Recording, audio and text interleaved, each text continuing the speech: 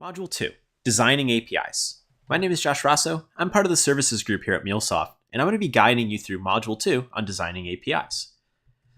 First, let's get a baseline for the concept of spec-driven development. We discussed in the last module about the benefits of designing an API first before actually building it out. This is often referred to as spec-driven development, a development process where your app is built in two distinct phases. The first phase is the creation of the spec, the design phase essentially.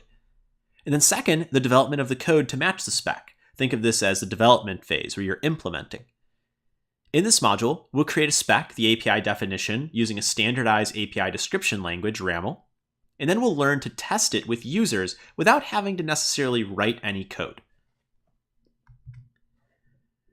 So our goal here is to go through these phases in that inner circle of the lifecycle and end up with an API spec or a RAML file that we can use.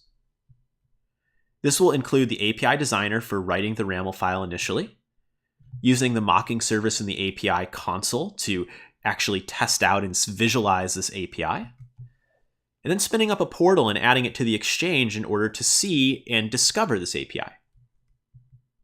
Our objectives in this module will be to define an API with RAML, the RESTful API modeling language, mock an API to test its design before it is built, create a portal for developers to learn how to use an API, and lastly, make an API discoverable by adding it to the private exchange. Let's look at some of our options for defining APIs. There are a lot of different options out there. Some of the most common are to hand code an API design, effectively writing out your own documentation and spec for the API. Another is to use Swagger, an open source project, Apiary's Blueprint, and also RAML.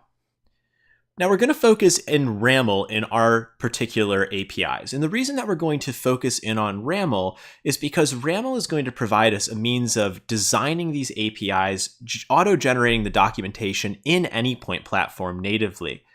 And beyond just the design and documentation standpoint, we're going to be able to bring the RAML into our actual applications and use it to generate the skeleton of our project.